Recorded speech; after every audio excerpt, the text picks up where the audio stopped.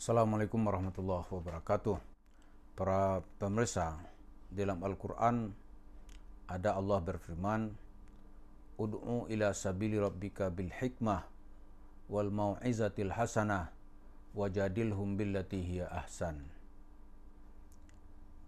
Serulah mereka atau ajaklah mereka ke jalan Tuhanmu bil hikmah, dengan cara bijaksana, wal mau'izatil hasanah, dan pengajaran yang baik, dan bertukar pikiranlah, berdiskusilah kamu dengan mereka, maksudnya di sini itu kaum ahli kitab, billati hiya ahsan, dengan cara-cara yang baik. Nah, kan ada netizen kembali nantang itu, bagaimana kalau berdebat, berdiskusi dengan Yusuf Mansur. Saya dalam beberapa waktu lalu sudah menyatakan saya bersedia. Tapi sampai sekarang nggak ada itu tanggapan dari pihak Yusuf Mansur.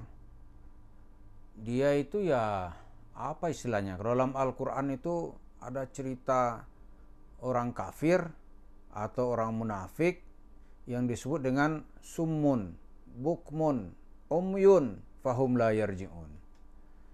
Ya dia itu ya tuli gitu, bisu, kemudian buta. Dia nggak bisa diharapkan untuk kembali ke jalan Tuhan. Itu salah satu gambarnya. Yusuf Mansur kalau diajak berdiskusi, berdebat di depan publik, waduh, itu sesuatu yang nggak mungkin gitu. Kenapa nggak mungkin? Ada beberapa hal.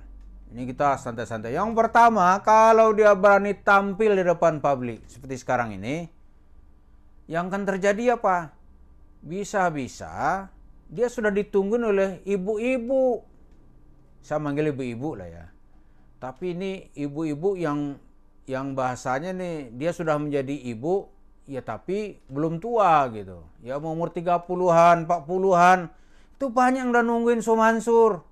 Bikin aja kalau nggak percaya itu, spanduk ada diskusi terbuka dengan Yusuf Mansur. Paling depan ini ibu-ibu ini.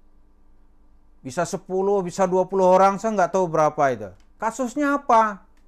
Duit. Itu 2019 itu, kami pernah buat peluncuran buku, 2020 itu kita pernah buat peluncuran buku. Ada buku saya juga, ada buku Pak Heri Muhammad ketika itu. Oh itu ibu-ibu datang. Saya pikir ini ibu-ibu ini rajin sekali ini gitu mendengarkan. Begitu dia bertanya, dia jelasin saya datang ke sini bukan untuk mendengarkan peluncuran buku. Aduh, sedih juga saya. Kenapa, Bu? Saya ke sini mau berurusan sama Yusuf Mansur. Saya pikir dia datang katanya. Duit saya sama dia ada 10 juta. Ini keadaan susah. Saya perlu duit. Oh, itu contohnya gitu. Nah, ini kita lihat. Dan kalau sekarang ini semakin orang terbuka dan berani gitu. Oh, bisa-bisa itu 4 orang ibu udah nggak bisa lawan tuh Yusuf Mansur. Apa misalnya dipegang 2 tangannya, 2 kakinya, dibukain bajunya, dirogoh kantongnya, diambil dompetnya. Ya pasti terjadi. Kenapa? Orang punya alasan. Duit kami mana? Kan gitu kan? Yusuf Mansur nggak ada cerita-cerita sopan-sopan gitu. Kalau sopan rugi. Kami ibu tuh udah tahu nggak perlu sopan, nggak perlu nggak enak, nggak ada. Dapat sih dia ambil. Apa nggak ngeri? Ngeri Yusuf Mansur itu. Datang berdebat, banyak yang sudah nungguin. Karena tuh dia mendingan dah bagaimana terserah lu dah gitu aja. Dia sih tutup mata gitu kan, kemudian tutup telinga, ngumpet di ketapang sana. Kalau ada yang berani datang, kabur.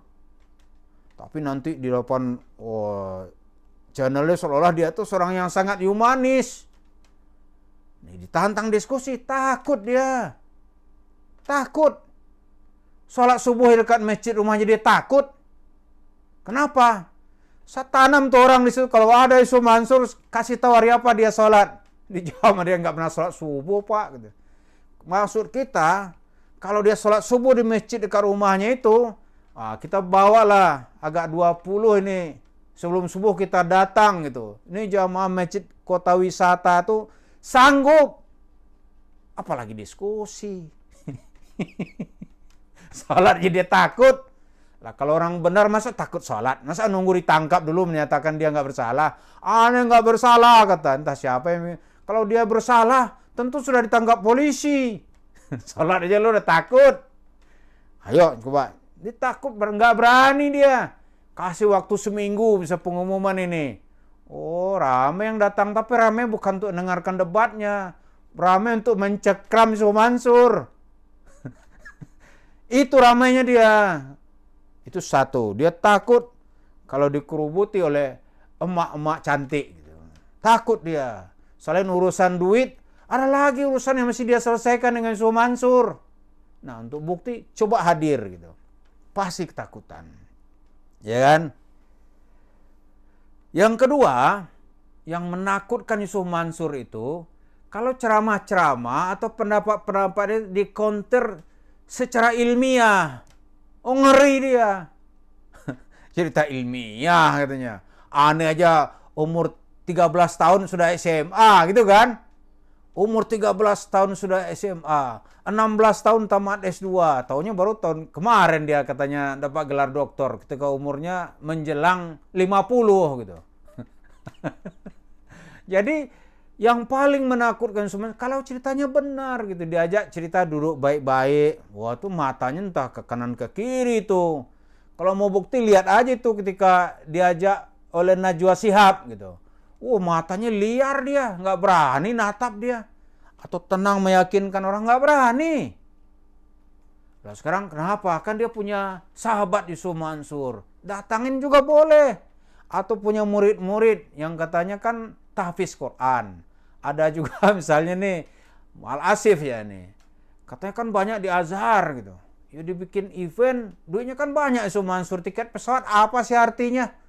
Nggak ada arti. Abi nih, dia kan panggilnya Abi atau Ayah, lupa saya.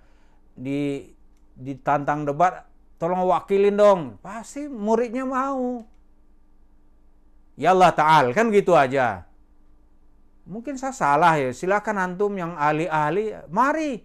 Tapi itu juga nggak akan berani itu yang katanya Khirijil Azhar. Kenapa? Karena dia bertumpu di bawah dalil-dalil yang rapuh. Nggak berani dia.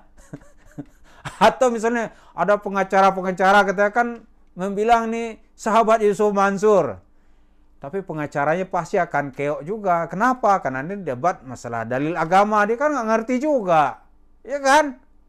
Kalau tuntutan hukum mungkin bisa dia carikan lah alibi atau dalil-dalil hukum. Tapi kalau bicara masalah agama, nggak berani juga. Jadi banyak nggak beraninya.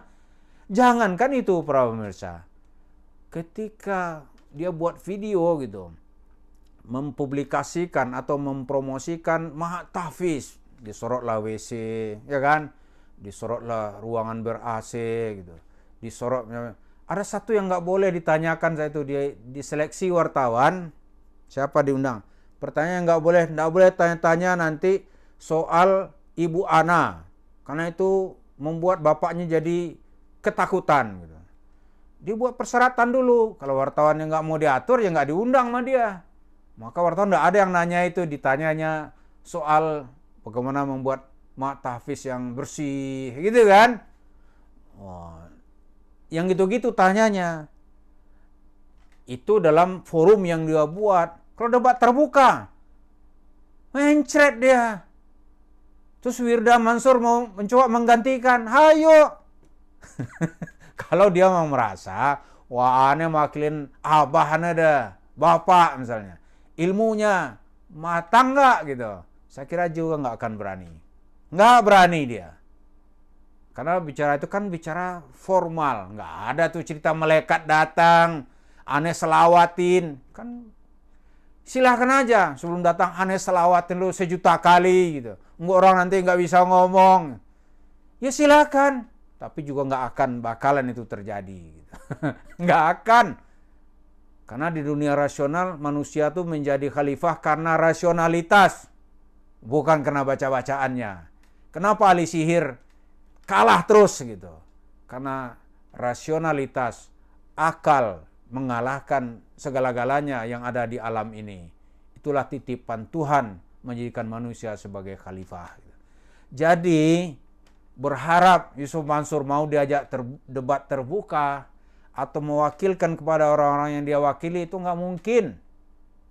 Maka yang paling tepat bagi dia adalah menutup mata, menutup telinga, kemudian seolah-olah nggak terjadi apa-apa. Serah suka-suka lu dah. Lu bilang apa gue terserah dah gitu. Lu bilang gue penipu terserah dah. Gitu-gitu aja dia mah. Demikian. Terima kasih. Assalamualaikum warahmatullahi wabarakatuh.